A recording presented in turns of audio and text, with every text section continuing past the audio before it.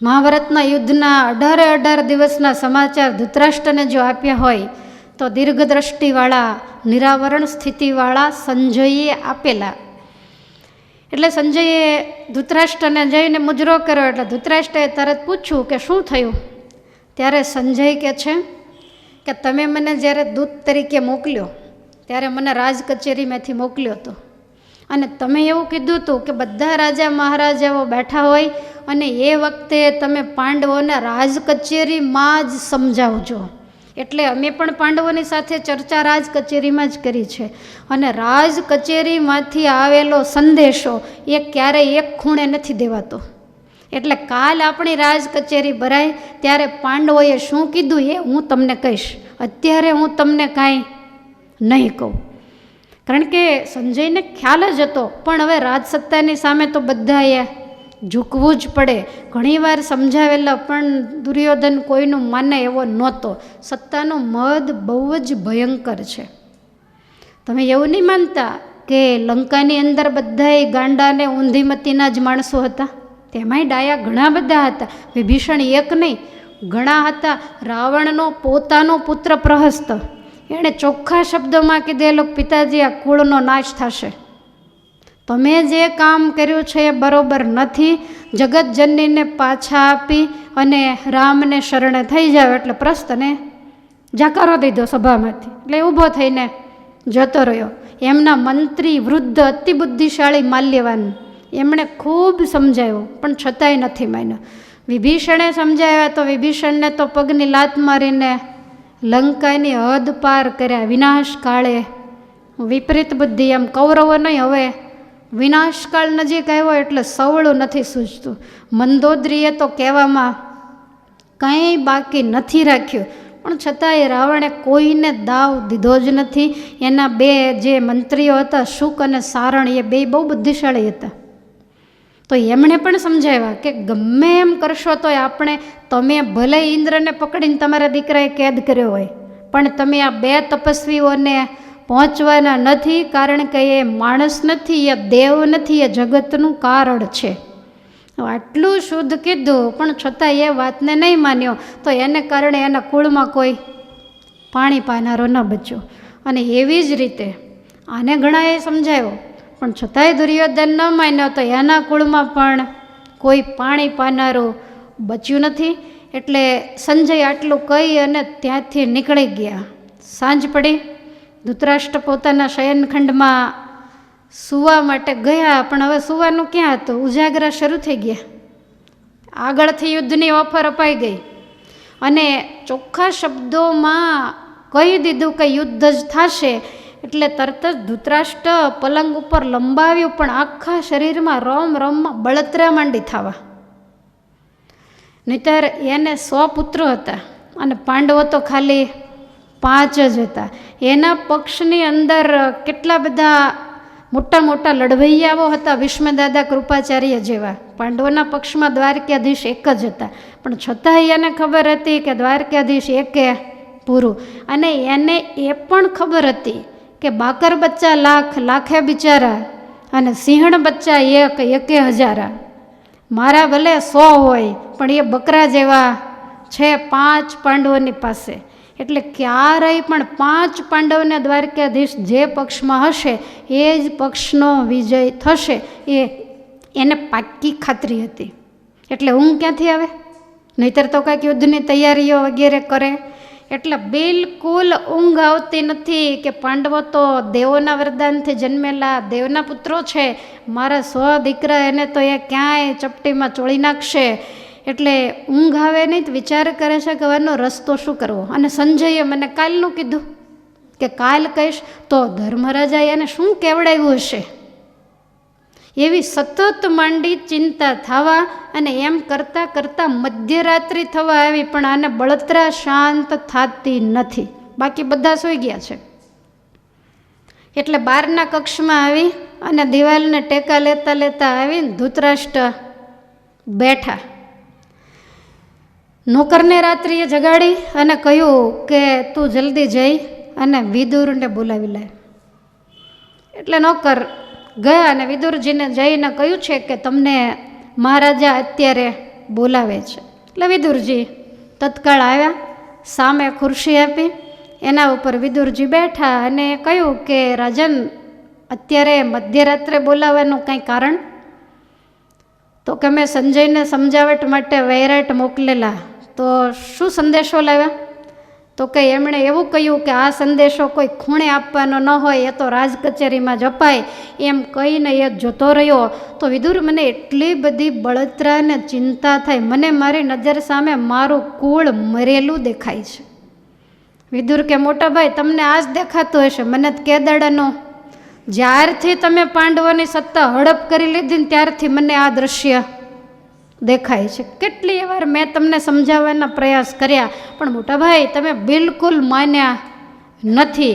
ત્યારે ધૃતરાષ્ટ્ર કહે છે કે વિદુર, એ બધી વાત ન જવા દે, કારણ કે આમને પાછું સમજવાનું તો આવે જ નહીં કોઈ દિવસ.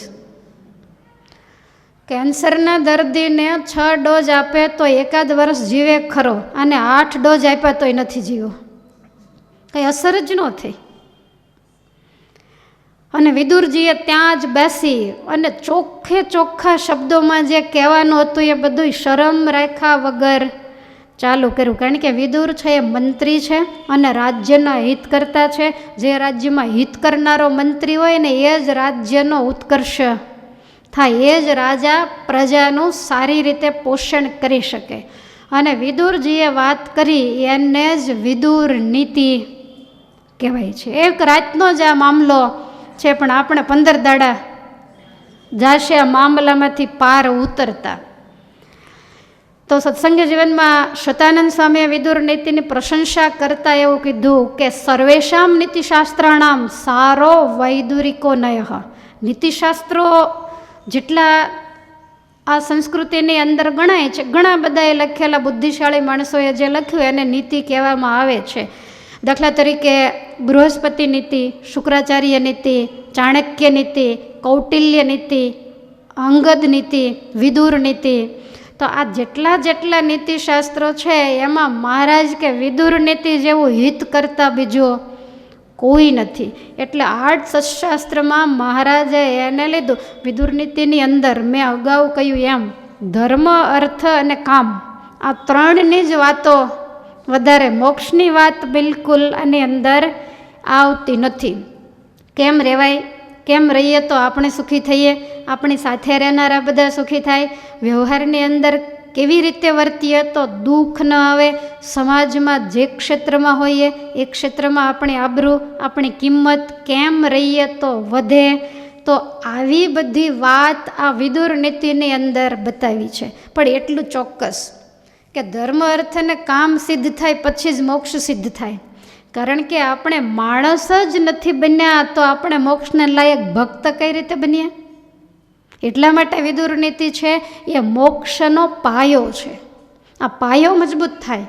તમે જે ક્ષેત્રમાં હો એ ક્ષેત્રમાં તમે રહેતા શીખો. તમે કોઈના માં હો તો માં તરીકે, બેન હોય તો બેન તરીકે, કોઈના બીજા કોઈ પણ સંબંધ લાગુ પડતા હોય એ બધી ફરજોને જ્યારે તમે વ્યવસ્થિત બજાવો ત્યારે જ તમે ભક્ત થવાને લાયક બનો.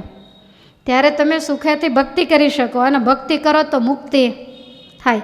એટલે આમાં કોઈ પણ પ્રકારના લીલા ચરિત્રો પછી રામના હોય, કૃષ્ણના હોય, મહારાજના, એ કશું જ નથી આવતું. બોલનારાને પરિશ્રમ આપે એવો ગ્રંથ છે, અને સાંભળનારાની સહનશક્તિ એનું માપ કાઢે એવો આ ગ્રંથ છે. કારણ કે એકલો ઉપદેશ જ છે, પણ છતાંય મહારાજે માન્ય કરી. કારણ કે મહત્વનું એ છે કોના મોઢામાંથી નીકળી છે, કોના મુખમાંથી આ નીકળી છે. વિદુરજી જેવા પરમ ભક્ત એના મુખેથી આ ગાથા ગવાય છે. તમે પાણી હોય એ લીંબુડીની અંદર નાખો તો એ તમને જ્યારે પાછું મળે ત્યારે ખટાશ રૂપે મળે. તમે એને આંબાની અંદર નાખો તો ગળપણ રૂપે કંઈક અલગ સ્વાદમાં મળે. એને તમે સીતાફળીમાં નાખો તો વળી કંઈક જુદા સ્વરૂપે. પાણીની બાલદી ભલે એક જ હોય, અને એમાંય તમે એને શેરડીમાં નાખો તો તમને સાકર રૂપે મળે. એમ વાણી કોને મુખેથી નીકળે. વચનામૃતનો એટલો બધો કેમ મહિમા છે, ભગવદ્ ગીતાનો એટલો બધો કેમ મહિમા છે? કારણ કે એને ગાનારા સાક્ષાત પરમાત્મા પોતે છે. અને એ વાણીને જો સમજતા ન આવડે, મહારાજે વચનામૃતમાં બતાવ્યું કે શ્રીમદ ભાગવત આદિક જે સત્શાસ્ત્રો છે એને સદગુરુના મુખ થકી શ્રવણ કરવા, નહીતર માણસ વધારે નાસ્તિક થઈ જાય. કેમ નાસ્તિક થઈ જાય? તો કે એ શાસ્ત્રોના ગૂઢ અર્થોને સમજી ન શકે. એમાં બતાવ્યું હોય કે ભગવાન નિરાકાર છે, ભગવાન નિરંજન છે, તો આવી જ્યારે વાતો આવે ત્યારે માણસ નાસ્તિક થઈ જાય. એટલે મોટા પુરુષના મુખે એનો અર્થ કરી અને સમજીએ. તમે વિદુર નીતિ એકલા વાંચશો ને તો તમને 100% કંટાળો આવશે. કારણ કે મારે કથા કરવાની હતી તોય રોજ ખોલું, એક અધ્યાય પૂરો થાય એટલે મૂકી દો, કહું મૂકો ને આવશે ત્યારે જોયું જાય. શું આમાં ટાઈમ કાઢો? એના કરતાં વચનામૃત લઈને બેસું કે જે સમજાય, કે માળા લઈને બેસીએ. પછી વિદુર નીતિ ઉપર એવા કંઈ બહુ વિવેચનોય મને મળ્યા નહીં કે કોઈએ આમ કંઈક એવી કથાઓ ખાસ કરી હોય. એટલે પછી હરિકૃષ્ણ મહારાજ ઉપર નાખ્યું કે તમારી જેવી મરજી હોય એવું મારામાં રહીને તમે બોલજો, જેની જેવી કેપેસિટી એ પ્રમાણે સમજશે. તો આવા ભગવાનના જે પરમ ભક્ત વિદુરજી, તો વિદુર નીતિની અંદર પ્રવેશ કરતાં પહેલાં વિદુરજીની વાત પણ થોડી જાણવી જોઈએ કે આ વિદુરજી છે કોણ. તો એના જીવનની અંદર જો ડોક્યુ કરીએ તો સાગરની અંદર જેમ અનેક પ્રકારના સાચા રત્નો એ સમુદ્રના તળિયે સમાયેલા છે, એમ મહાભારતમાં ખૂબ સારા સારા પાત્રો છે. પણ એ પાત્રોમાં એલું એક અદ્ભુત રત્ન એટલે આ વિદુરજી મહારાજ છે. વિદુરજીનો નંબર મહાભારતમાં ભગવાન શ્રી કૃષ્ણ પછીનો બીજો આપવામાં આવ્યો છે. બાકી પાંડવોને બધાને એક બાજુ મૂકી દીધા કે પહેલો નંબર આવે ભગવાન શ્રી કૃષ્ણનો અને બીજો નંબર આવે વિદુરજીનો. આવા એ બુદ્ધિશાળી હતા. હવે કથાને આપણે જાણીએ છીએ એ રીતે. મત્સ્યગંધાના જે પુત્ર વ્યાસજી, એમણે તો જન્મતાની સાથે જ સંન્યાસ લઈ અને જીવોના હિત માટે ફરતા, અને ત્યાર પછી શંતનુ મહારાજાના જે બીજા બે પુત્રો ચિત્રાંગદ અને વિચિત્રવીર્ય, તો ગંગાપુત્ર ભીષ્મ એ મત્સ્યગંધા પ્રત્યે માતૃભાવ રાખતા, એટલે રાત્રે ચરણચંપી વગેરે કરે. તો એમાં એક વખત ચરણચંપી કરતાં ચિત્રાંગદે જોયા એટલે એને શંકા થઈ, અને પછી એને ખ્યાલ આવ્યો એટલે એને બહુ પસ્તાવો થયો. એટલે ચિત્રાંગદે જંગલમાં જઈને શરીર છોડી દીધું. વધ્યા વિચિત્રવીર્ય એક જ. અને શંતનુ મહારાજાએ મત્સ્યગંધા સાથે લગ્ન કર્યા એટલે જ્ઞાતિ બહાર હતા, એટલે કોઈ રાજકન્યા એને પરણે નહીં. દાદાને તો કંઈ પરણવાનું હતું નહીં. એટલે મત્સ્યગંધાને બહુ ચિંતા થતી, એટલે એમણે ભીષ્મ દાદાને વાત કરેલી તારા ભાઈનો કંઈક રસ્તો થાય તો સારું. એટલે એમણે કાશી નરેશને ત્યાં જે સ્વયંવર હતો એમાં એમની 3 કન્યાઓ અંબે, અંબિકા અને અંબાલિકા, તો એ ત્રણેયનું હરણ કરી અને લાવતા. એમાં વચ્ચે અંબિકા એ તો ઉતરી ગઈ. એણે નક્કી કર્યું હું તો મારવાડના શલ મહારાજાને વરી છું. બીજાને વરેલી કન્યાને ક્ષત્રિયો ક્યારેય પણ સ્વીકારે નહીં, એટલે એને રથમાંથી ઉતારી નાખી. અને પછી બીજા જન્મે શિખંડી, આ બધી કથાઓ આપણે સાંભળી છે. હવે આ 2 કન્યાઓને લઈને આવ્યા તો વિચિત્રવીર્યની સાથે એને પરણાવી. બધું શાંતિથી ચાલવા માંડ્યું. અને થોડો જ સમય જ્યાં ગયો ત્યાં ભગવાનની ઈચ્છાથી વિચિત્રવીર્યને ક્ષયરોગ લાગુ પડ્યો. આજથી 5000 વર્ષ પહેલાં. આની ઔષધિ હજુ હમણાં શોધાય. અને એ વખતે તો એ રોગ એટલો બધો ભયંકર હતો કે આ રોગ લાગ્યા પછી માણસ 12 મહિના 2 વર્ષ કદાચ વધીને જીવે, આવી પરિસ્થિતિ સર્જાણી. અને મત્સ્યગંધા કહેતા સત્યવતીને ખ્યાલ આવ્યો એટલે એમને બહુ જ ચિંતા થઈ કે આ રીતે રાજકન્યાઓને લાવ્યા એ તો બધું ઠીક, પણ હવે મારા પુત્ર વિચિત્રવીર્યનું તો મૃત્યુ થશે, એના થકી વારસદાર શક્ય જ નથી. તો પછી હસ્તિનાપુરની રાજગાદીનું શું? આવી જ્યારે એમને ચિંતા થઈ ત્યારે એમને વ્યાસ ભગવાને જન્મ્યા ત્યારે એમને કીધેલું કે માતા જ્યારે મુશ્કેલી આવે ત્યારે મને તમે યાદ કરજો. એટલે એક બાજુ બેસી અને વ્યાસજીને યાદ કર્યા. વ્યાસ ભગવાન તરત જ આવી ગયા, પૂજન વગેરે કર્યું, આસન આપીને એક ઓરડામાં બેસાડ્યા અને વાત મૂકી. માતાજી રડવા માંડ્યા. એટલે કહ્યું કે કંઈ વાંધો નહીં, વિચિત્રવીર્ય છે તો મારા ભાઈ છે, તો એમના જે બંને રાણીઓ છે અંબે અને અંબાલિકા, તો એમને તમે મારી પાસે મોકલો, હું ખાલી એમને દ્રષ્ટિથી આશીર્વાદ આપીશ તો એમને ત્યાં પુત્રો થશે. આ તો વ્યાસ ભગવાન હતા. માતાજી રાજી થયા અને એમણે બંને જે રાણીઓ હતા એમને કહ્યું કે તમે બંને વારાફરતી જ્યાં વ્યાસજી બેઠા છે તમારા કરતાં મોટા છે, માટે મર્યાદાથી તમે ત્યાં જાઓ અને એ દૃષ્ટિએ કરી અને તમને પુત્રો આપશે. એટલે અંબેને મોકલ્યા. તો અંબેએ ઓરડાની અંદર પ્રવેશ કર્યો તો આમ જ્યાં નજર કરી તો વ્યાસ ભગવાનનું શરીર બિલકુલ કાળું શ્યામ, શરીર ઉપર મોટા મોટા રૂંવાડા, દાઢી એકદમ મોટી, માથે મોટી જબર જટા અને આંખો તો અંધારિયા કૂવા જેવી, કારણ કે તપ કરી કરીને શરીર બિલકુલ અને હિમાલયમાં રહેવાનું, એટલે હાડ પિંજર જેવું શરીર. એટલે અંબે આમ દૂરથી જ્યાં જોયું ને ત્યાં તો ધ્રુજી ગઈ, બી ગઈ કે ઓહો આની પાસે કેમ જાઉં, પણ માતાની આજ્ઞા છે એટલે છૂટકો નહીં. એટલે આંખો બંધ કરી હાથ જોડી અને ઊભી રહી, પોતાનો અભયહસ્ત બતાવી એની સામે નજર કરી અને વ્યાસજીએ તરત આંખો બંધ કરીને એવું કહ્યું કે તારી મનોકામના પૂર્ણ થશે, તારે ત્યાં પુત્ર થશે, પણ તું આંખો બંધ કરીને આવી છે એટલે તારો પુત્ર નેત્રહીન થશે. આવું કહ્યું એટલે પાછી બીક લાગી. માતાની પાસે જઈને વાત કરી કે માં આવું થયું, હું એમનું રૂપ જોઈને ડરી ગઈ, મેં આંખો બંધ કરી. એટલે સત્યવતીએ કપાળ કૂટ્યું કે નેત્રહીન થાય એ રાજ્ય કેવી રીતે કરે. એટલે તરત જ અંબાલિકાને કહ્યું કે તમે ધ્યાન રાખીને જાજો, એ વનની અંદર સાધના તપશ્ચર્યા કરે એટલે શરીર એનું હાડપિંજર જેવું છે, પણ તમે ડરતા નહીં. એટલે અંબાલિકાને એમ થયું કાંઈ વાંધો નહીં.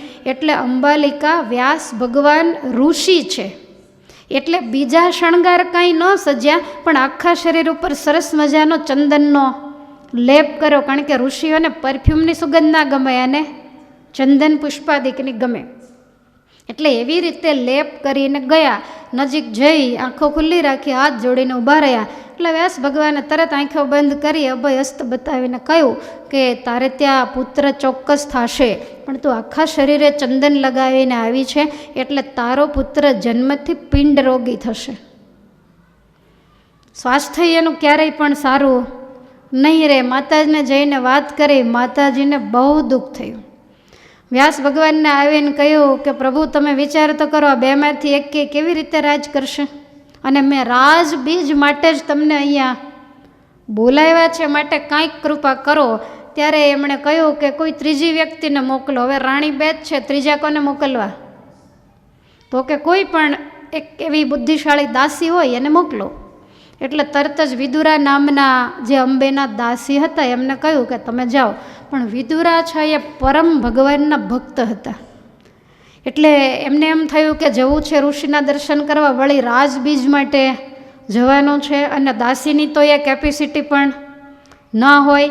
એટલે ભગવાનને પ્રાર્થના કરી કે મહારાજ મારે સવળું પડે તો, બે રાજરાણીઓ હતા તો એવડું પડ્યું. એટલે ભગવાનનું સ્મરણ કરતાં કરતાં ડરતા ડરતા આવ્યા, સતત મુખે નારાયણ નારાયણ નામ જપે છે. એટલે તરત જ વ્યાસ ભગવાને કહ્યું કે પુત્ર તો થશે, પણ ભગવાનનું ભજન કરતાં કરતાં આવી છે ને એટલે મહાભક્ત એવો પુત્ર તારે ત્યાં થશે, અને એ પુત્ર તમારા આખા કુરુવંશનો ઉદ્ધાર કરશે. જઈને માતાને વાત કરી. માતાને તોયા સંતોષ રહ્યો કે ભગત ન કરી ભક્તિ કરશે તો રાજ કોણ કરશે, વાતો ઉપાધિ તોય રહે. પણ વ્યાસ ભગવાન કે હવે આનો કોઈ બીજો રસ્તો નથી, આટલું કહી અને પછી વ્યાસ ભગવાન તો જતા રહ્યા. અને ધીમે ધીમે ત્રણેયને ત્યાં પુત્રો થયા. તો વિદુરજી આમ જો ગણીએ તો પાંડુ અને ધૃતરાષ્ટ્રના ભાઈ ગણાય, ત્રણેય ભાઈઓ જ ગણાય, પણ દાસીની કુખે જન્મેલા હતા. ધૃતરાષ્ટ્ર મોટા હતા પણ નેત્રહીન હતા, એટલે નિયમ પ્રમાણે એને રાજ્ય ન મળે, એટલે રાજ્ય પાંડુ મહારાજાને આપવામાં આવ્યું. પાંડુ મહારાજા શરીરે અસ્વસ્થ પણ મનથી ખૂબ જ મક્કમ હતા, એટલે એણે તરત જ રાજગાદી ઉપર બેસીને બધા દેશમાં ફરીને 84,000 દેશ જીતીને એ લાવેલા. અને એ દેશ જીતવા ગયા અને એની શૂરવીરતાને જોઈને તો કુંતી ભોજે ખબર હતી કે પિંડ રોગી છે, તોય પણ એને પોતાની પુત્રી કુંતી, પાલક પુત્રી એકની એક હતી, તોય એની સાથે પરણાવી. અને મારવાડ દેશના રાજાએ, શલ્લ રાજાએ પોતાની બેન માદ્રી એ પણ એમની સાથે ક્યાંય કન્યા ગોતવા જવું નથી પડ્યું. આવા પોતે બાહોશ અને બુદ્ધિશાળી હતા. વળી ધર્મની અંદર ખૂબ જ નિષ્ઠાવાળા, અન્યાયને અનિતિ તો ક્યારેય એને સપનામાંય આવતા નહોતા. એટલે એને રાજ્ય આપ્યું. અને વિદુરજીને મંત્રી તરીકે, કારણ કે પોતે અતિ બુદ્ધિશાળી હતા એટલે એમને મંત્રી પદ આપવામાં આવ્યું. હવે આ જે વિદુરજી છે એ સાક્ષાત યમરાજાનો કહેતા ધર્મનો અવતાર હતા. પૌરાણિક કથાઓ એવું બતાવે છે કે પ્રાચીન યુગની અંદર ઉન્મત્ત ગંગાજીને કિનારે, તે દિવસે ઉન્મત્ત ગંગા નહીં હોય, પણ એ સ્થાનમાં જે આજે માંડવધાર નામનું નગર છે, તો ત્યાં માંડવ્ય ઋષિની તપોસ્થલી હતી. પોતે ત્યાં સાધના કરતા, વર્ષોથી સાધના કરતા એ પોતાની ગુફામાં બેઠા છે અને તપશ્ચર્યા કરી રહ્યા છે. એ વખતે આજુબાજુના રાજ્યની અંદર ચોરી થઈ અને એ ચોરીનો માલ લઈ અને ચોર ભાગ્યા. પણ બીક લાગી કે રાજા પકડી પાડશે તો મારી નાખશે, એટલે એ ભાગતા ભાગતા માંડવ્ય ઋષિની ગુફામાં આવી ગયા. અને આજુબાજુમાં ક્યાંક માલ બધો સંગ્રહી પોતે ઋષિની પાછળ જાણે મોટા તપસ્વી હોય એમ આંખો બંધ કરીને સાધના કરવા બેસી ગયા. રાજાને ખ્યાલ આવ્યો એટલે રાજાએ તરત પગેરું કાઢ્યું અને પગેરું સીધું માંડવ્ય ઋષિની ગુફામાં આવ્યું. એટલે રાજાના માણસોએ, માંડવ્ય ઋષિ જ આગળ બેઠેલા, આ ચોર તો બધાય પાછળ બેઠેલા, એટલે એને પૂછ્યું કે અહીંયા કોઈ ચોર લોકો આવ્યા છે? ઋષિએ સહેજ આંખ ખોલીને તરત બંધ કરી દીધી કે આવી આવી વાતમાં મારા તપની અંદર ખલેલ કરવા અહીં મારી ગુફામાં આવ્યો? કહેતા મારી ગુફામાં કોઈ ચોર આવે? કારણ કે મારે પહેરવા એક જ કપડું છે, તો અહીં ચોર કેવી રીતે આવે? એટલે એમણે કંઈ સાંભળ્યું ન સાંભળ્યું કરીને આંખો બંધ કરી દીધી. એટલે આમને શંકા ગઈ કે બોલતા નથી એટલે કંઈક દાળમાં કાળું. એટલે એણે પછી બધું જોયું તો માલ બધો ત્યાંથી નીકળ્યો. પહેલાં ચોરોને પકડ્યા, માર માર્યો, એ માની ગયા. પણ આ લોકો સિપાહીઓને એવો વેમ પડ્યો કે આ તપસ્વીનો ઢોંગ કરીને જે બધાની આગળ બેઠો ને એ જ ચોરનો મોવડી હોવો જોઈએ. એ જો હકીકતમાં તપને સાધના કરતો હોય તો એના આશ્રમમાં કોઈ ચોરને આશરો આપે ખરો? એની પાછળ કેવા બેઠા હતા? એમ માનીને માંડવ્ય ઋષિને ભેગા પકડ્યા. બધાને હાથકડીઓ નાખી રાજાની પાસે લાવવામાં આવ્યા. એટલે રાજાને વાત કરી કે આવી રીતે તપસ્વીના વેશમાં આવી જ ગુપ્ત ચોરીઓ કરે રાજા કે એને ડબલ દંડ મળે, માટે એ બધા એને શૂળીએ ચડાવી અને એને દેહાંત દંડ આપવામાં આવે.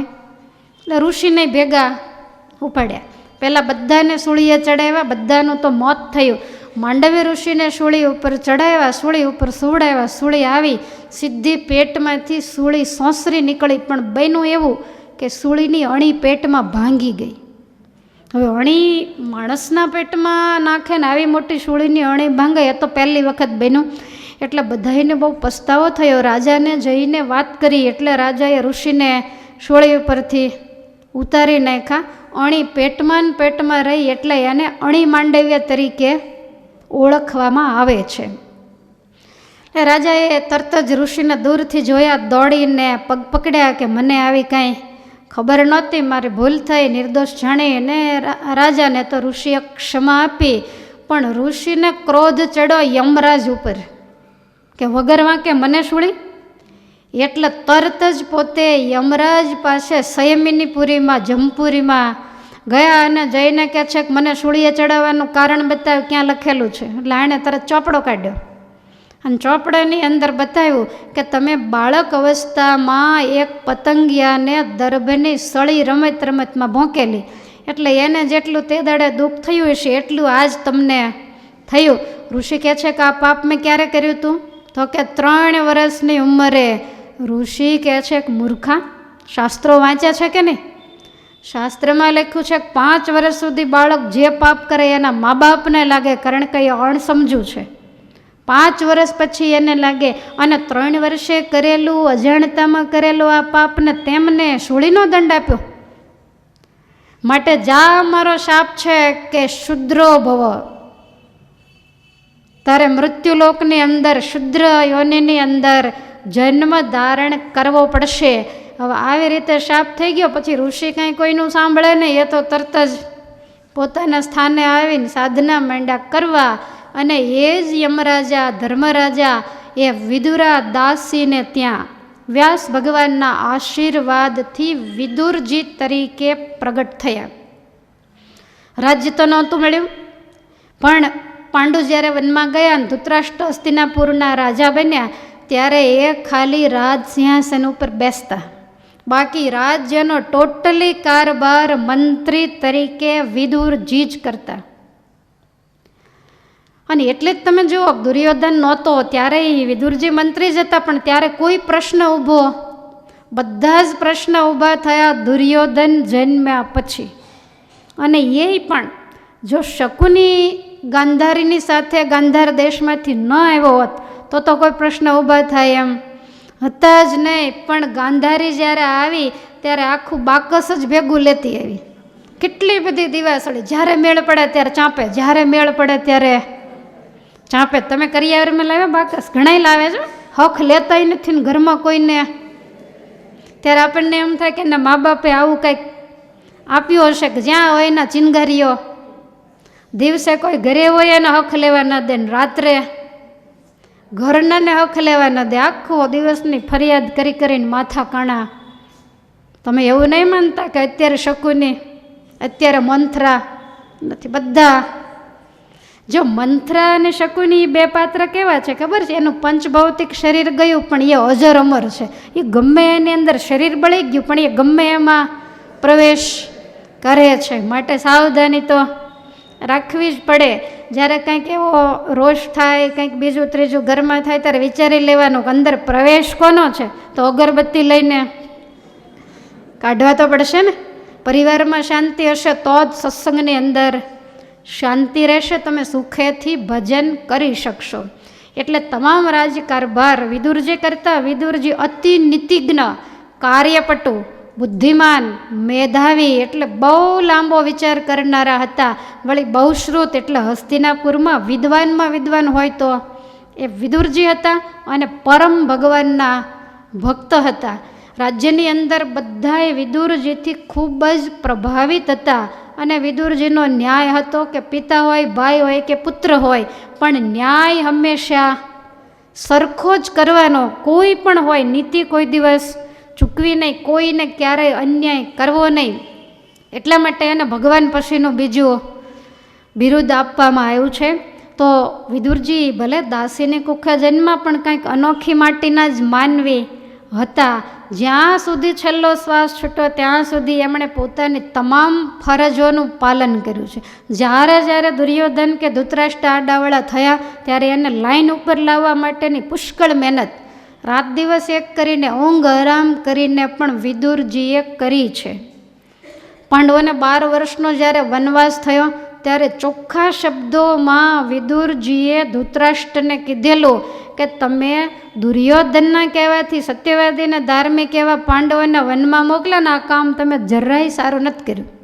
જબરજસ્ત તમે પિતા વગરના દીકરાઓ ઉપર અન્યાય કર્યો છે.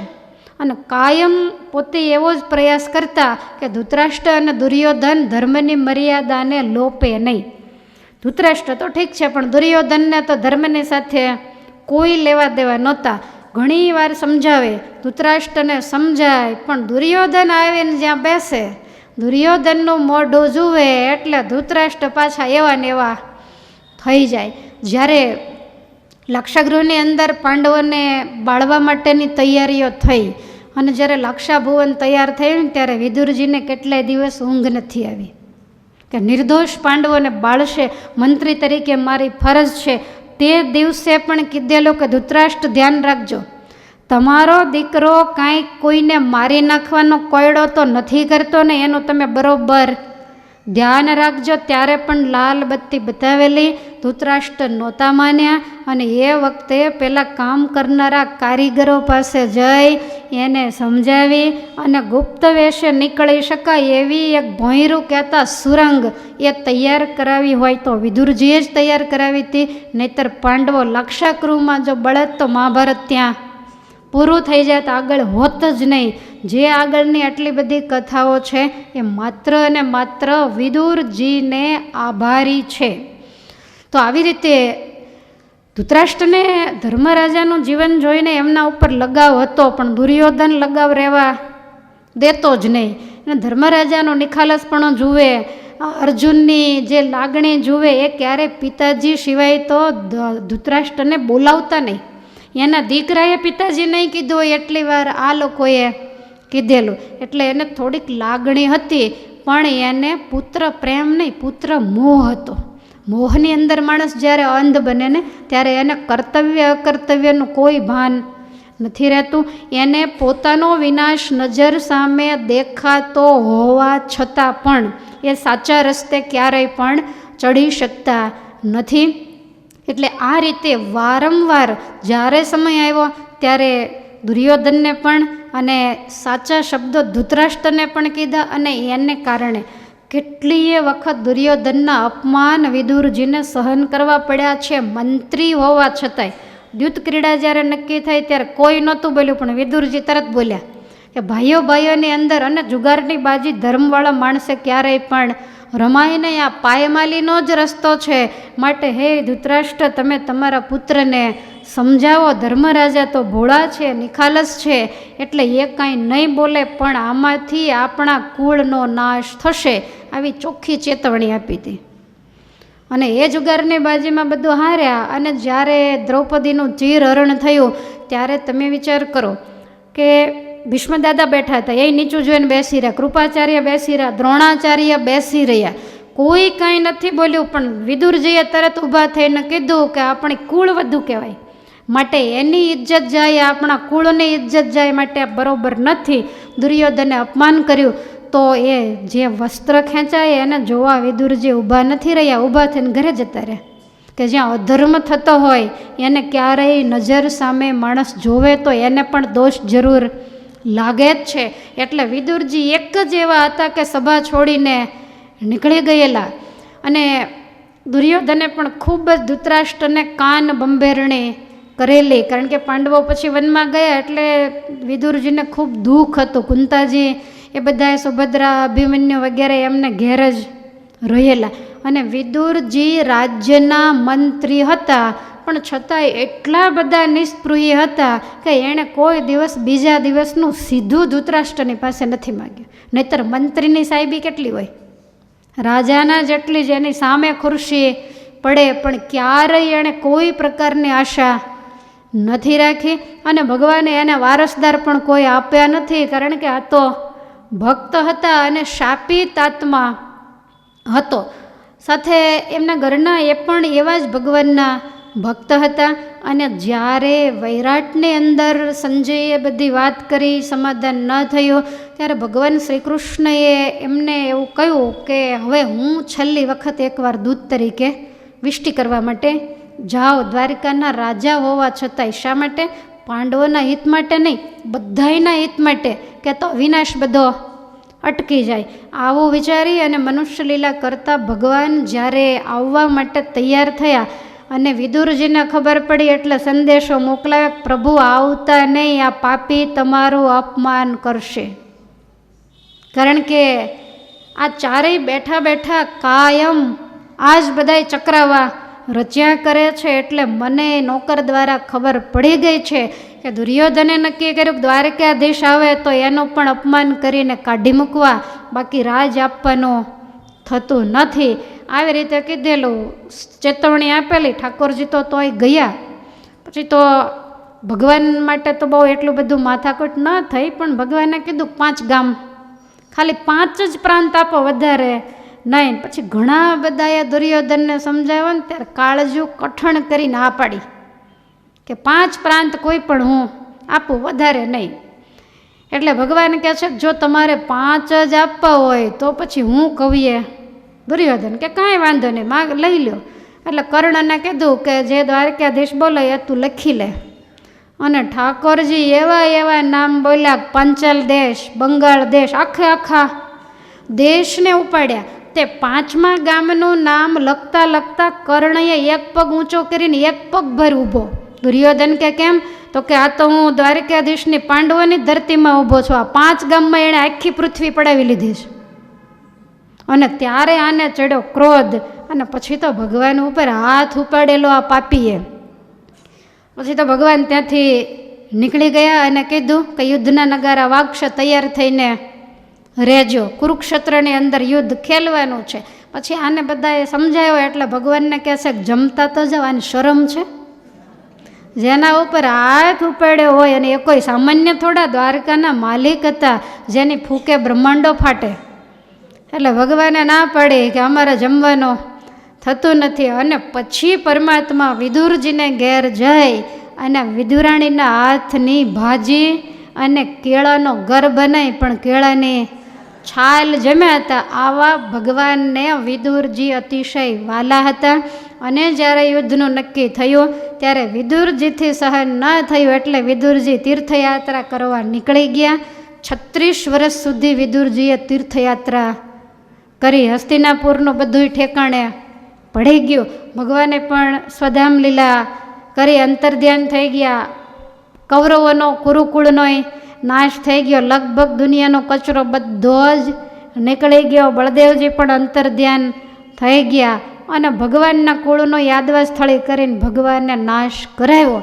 અને પછી એમના કિનારે ઉદ્ધવજીએ વિદુરજીને બધી વાત કરી કે આ રીતે થયું. ત્યાંથી વિદુરજી હરિદ્વાર ગયા અને ત્યાં અમને મૈત્રેય મુનિનો ગંગાજીને કિનારે મિલાપ થયો. એમણે ભગવાનના ચરિત્રો વગેરે બધું સંભળાવ્યું. અને પછી વિદુરજીને એમ થયું કે હવે હું શરીર છોડી દઉં તોય પાછી દયા આવી. એટલે વિદુરજી પાછા હસ્તિનાપુર આવ્યા.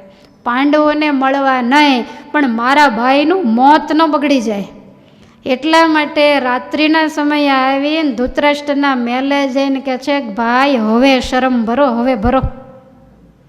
કેટલા વર્ષો ગયા, તમારા 100 પુત્ર જતા રહે. તમને એવો વિચાર નથી થતો કે જે ભીમને ઝેરના લાડવા આપીને મારવાનો પ્રયાસ કર્યો એ ભીમના હાથના રોટલા હું ખાઉં છું? તમને હવે આ શરીર બિલકુલ ખોખરા થઈ ગયા, હાડ પિંજર થઈ ગયા, 100 પુત્ર મરાઈ ગયા, તમારી રાજ સત્તા ગઈ, જન્મથી તમારે આંખો નથી, તોય તમને એમ નથી થતું કે હવે જંગલમાં જઈને હરીભજી લઉં?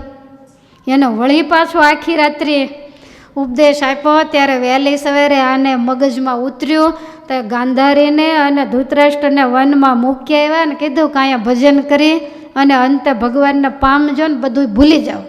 પછી એ લોકો ગયા અને પછી વિદુરજીએ ભગવાનમાં વૃત્તિ રાખી અને ભૌતિક શરીરનો ત્યાગ કર્યો. આવા વિદુરજી મહારાજ પરમ ચતુરને બુદ્ધિશાળી મંત્રી અને એની સામે ટોપ લેવલના ભગવાનના પરમ ભાગવત ભક્ત અને મહાન સ્પૃહી. તો એણે ધૃતરાષ્ટ્રને જે શબ્દો કીધા હશે એ જેવા તેવા નહીં હોય. એટલે આપણે વિદુર નીતિ ઉપર વિશ્વાસ મૂકીએ કે ભગવાન કંઈક એવી રજૂઆત કરાવશે કે આપણા બધાના અંતરને આ વિદુર નીતિ જરૂર ઢંઢોળશે.